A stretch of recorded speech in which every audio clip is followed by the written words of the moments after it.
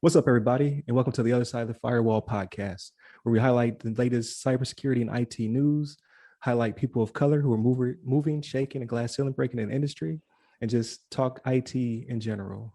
My name is Ryan Williams, and today I'm joined by Shannon Tynes What up? What up? and LeVon Maynard. How the hell are you? What's going on? So today we're going to talk about that work from home situation that a lot of y'all are in, and just the impacts thereof. So I'll leave it to Shannon. All right, everybody. So this article is from CNN Business, actually, and is written by Claire Duffy. And the title of it is "One of Work from Home's Biggest Losers: Cybersecurity." Right now, we kind of knew this was going to happen, right? Because when the pandemic kind of came up on us, it was one of those things where it's like, okay, we want people to be safe, but we still have to go out there and do what we need to do, right? We need to make our money, we need to provide our service, whatever it needs to be, right? So when all of this started off, this is one of those things. This is why, and we've mentioned it before on this show, you got to bake in cybersecurity from the beginning, right? So when a lot of these people went and did this work from home type thing, they were just like, okay, what do we do to get back up?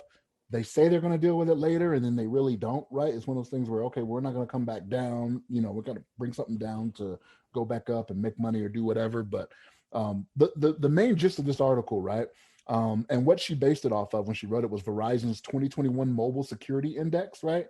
And this is something they put out every year talking about this. And one of the stats they gave in this index that I was just like, you got to be kidding me, right? So them doing interviews, talking to companies and whatnot. They said 40% of businesses surveyed recognize that mobile devices are their company's biggest IT security threat, right? So in order to make it easy, you got to have your laptop, right? You're looking at emails on your phone, your phone's tied to smartwatches, right? Things of that nature. And so what they said was 40%, let me get back here. 40% of businesses surveyed recognize that mobile devices are their company's biggest IT security threat. 45% of them knowingly sacrifice the security of mobile devices to get the job done. And that is in quotes. That's not me doing that. That's get the job done in quotes. So they had to meet a deadline, some type of productivity target or something like that. And this is not the direction we need to be going, right? Because like I said, you have people that, if you're looking at an email on your cell phone, right? Like say you have, an Apple Watch or a Galaxy Watch or something like that. When you're looking at something, so like we know people can get to you through emails, right? Through phishing or whatever the situation may be, right? If you're looking at it on a screen that's so much smaller, you may not pick up on some of those things you need to pick up on, right? On whether or not an email was digitally signed or has some type of malicious link in there that you can't really see because you're not looking at your watch like this right here. You know what I'm saying? So it's true, right? Like you just take a quick look at it, you answer, you do whatever, and then you just go on along your way. So next thing you know, boom, you click that link that you can't really see because it's so small. You got a cybersecurity threat in your business. You know what I'm saying? So it's one of those things where we talk about it all the time, but there's pros and cons to it, right? Like, yeah, you can get like technology nowadays has made it to where you can get up and running quick, fast, and in a hurry, right? It can be done, but you got to get that cybersecurity in there right from the beginning. If you try to tack it on at the end, it is a lot worse for you, right? Like it's a matter of, okay, you have to find something that may be compatible with what you're doing, right? Like if you're already started on this path, okay, well, now I see that this tool won't work. I got to try this tool, right? And there's testing that goes with that. You don't just throw it on there and hope it works, right? You got to make sure everything is compatible. So you could go through 3, 4, 5 different types of, antivirus or data loss prevention, whatever situation may be before you find the right one. Right. And as more time goes past, right, we see how smart these hackers are out there. Right. They're in competitions winning $400,000. Right. So, right. I mean, you know what I'm saying? They try to make it work for them. So this was something that I read this and was very, very worrying to me. You know what I mean? Because it's like we should have learned our lesson by now on what's going on with all this, but it doesn't seem to be the case. You know what I mean? But LeVon, what's your thoughts on that, man? Yeah, man, you're right on it. I mean, it's cybersecurity's been like brushed to the side. Everybody's kind of scrambling. I think a lot of companies weren't ready for the pandemic, weren't ready for their business to be ran digitally. So it's like they were kind of trying to catch up, and so they're like in a rush, like you were mentioning, just to get everything out there, get everything set up, And I don't care how security mechanisms work. I just want to be able to, want you guys to be able to access work from your phone, from your home computer. Just connect however you can. We'll open up all the ports on our on our firewall to allow you guys to connect from your houses. And so that they kind of use that as like, now they're trying to play catch up. And as we've experienced and we've seen during the pandemic, we've seen all these like cybersecurity incidents, all these what do you call it? You said it earlier, but the like the ransomware and things like that has been popping up a lot. These things are like been even more prevalent now that people are connecting to these important resources from their home, and these ports have been opened up. And it's really important for these companies to realize that these cybersecurity incidents can cost them a lot of money. They can end up like bankrupting their whole business if it gets bad enough. I mean, if there's something that they can't even recover from, or if they lose that trust with their customer base, people aren't going to trust their business, trust their business with that company, because they're going to feel like, oh, I can't give them my personal information, my social security number, my bank account information, because this company just got hacked like 5 different ways. And as we saw with the like the water plant or whatever it was that got hacked, I mean, that's like even more concerning, because that's that affects a lot of people. That affects the water supply. All of a sudden you can be drinking some poison water. All of a sudden they got from some hackers. It could be from another country, from Russia, China, anywhere. It could be from England, or wherever they're at. It's like these things are really concerning, and it's important that these companies kind of take it to consideration, that they improve their cybersecurity posture, and that they're ready for these hackers. And then and at the same time, things do happen. Even if you take your best foot forward and you try to secure everything as much as possible, sometimes people still find a way to get in there.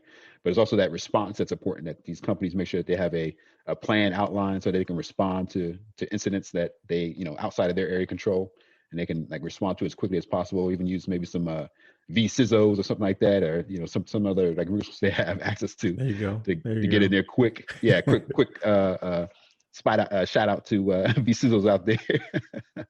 Yeah. But yeah, so I think that's my thought on it. I mean, cybersecurity is a big thing. People kind of forget about it. It's kind of like it's almost like an afterthought nowadays. It's not a big deal until you get hacked. Then all of a sudden you're trying to spin up everything, get caught up on securing your devices. But you have some thoughts on this as well, Ryan? What you think? Yeah. I agree with both of you. I'm trying to wrap my brain around how to fix it, right? So I think I talked about this last week. I was in a clubhouse where they're talking about something similar with the iOS 14 attack, and just how their employees were suffering from it. And those employees are doing work from their iPhones. So it's not necessarily the fault of the security guy when they had to flip the switch to send you home because of the pandemic, and then have to work around it. But I think it has to come twofold, right? So I think you have to teach the user like you've been teaching them, like send them those cyber emails, those IA trainings, those things, having them sign user agreements for what they can and cannot do when conducting business, and just like how dangerous your IoT devices are. But I think more importantly, what is going to have to happen is you're going to have to kind of future-proof your work from home employees. I think you're going to have to start to issue them company laptops that can only access the intranet of your company, or phones that have certain rules where they can't perform their normal, Facebook, Instagram, and all that stuff on them. Like if you want them to use it, it's going to have to be through a secure platform, and probably over a VPN of some sort. Like you just got to lock your devices down, because users are going to be users. Like you could teach them all day, but at the end of the day, you can always use your personal laptop or phone to do personal things. Like I can't tell you can't. So only way I'm gonna get around that is to give you or not government necessarily, but whoever you work for, to give you an issued device from the company that's locked down, to say you will not use this in any other way besides this. Like don't attach your Roomba to the government laptop, right? Or what have you. I think that's the only way. That's the only way you can really lock it down from both sides. That's going to cost a lot of money. So, see, but here's where I think the problem lies, and you touched on something that I want to specify.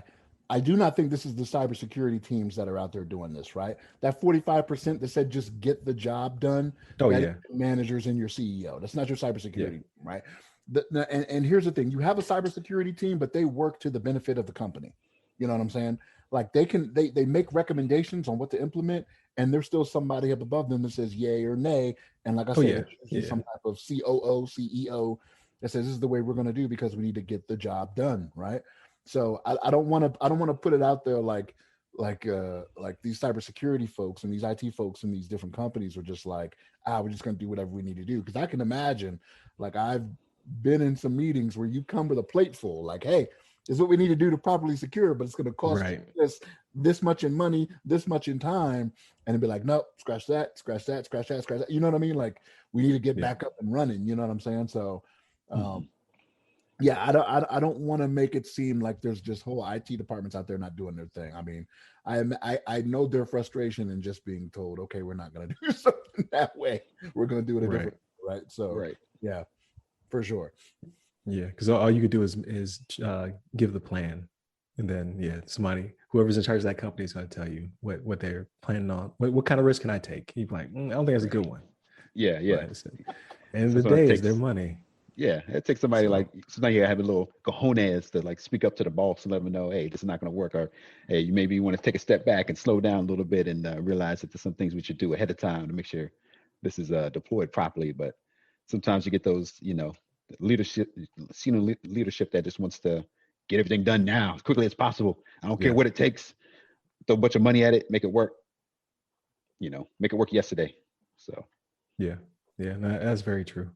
But yeah, I think it was definitely an article that summed up the pandemic. Like this is the world we live in, and I think it's only going to extend as people have found that a lot of I don't know. I can only speak from personal experience, but when I was a planner doing plans, a lot of my stuff was remote anyway. So I could do 90% of my job from home is what I learned, and I was like, that's not bad. Well, there was talks about people saying that this might be their way going forward, even after everything returns to normal. Now, I say the new normal, right? But there were companies out there that were just like, you know what, we think we can make this work going forward, even after the COVID is not as big a threat as it is. And if you're going to do that, right, you got to secure it. You can't just sit. And I think that's where the issuing devices comes in, and paying for a secure VPN to connect your employee to the intranet back at HQ. I think that's the safest route to go. But again, VPN concentrators aren't cheap. So, you know what I mean? Like, what are you going to do? But no, I thought that was good. So on the way out, remember, if you have questions, comments, concerns, please hit us up. You can hit the website up at www.theothersideofthefirewall.com, which leads you to all of our platforms. Please ask us questions. We love to answer them on the show. You can hit us up on Twitter, which is @on_firewall. The Facebook group is The Other Side of the Firewall. Instagram is The Other Side of the FW. And then you can reach me personally on Twitter, LinkedIn, Clubhouse, IG, and TikTok at RY Security Guy. That's RY Security Guy. And LeVon? Hit me up on the Twitters at LeVon Maynard. There it is. So please feel free to ask us questions. I love answering them. So I've gotten a few on LinkedIn. We made some videos. I like to keep that going. So with all that being said, y'all be easy. Take care.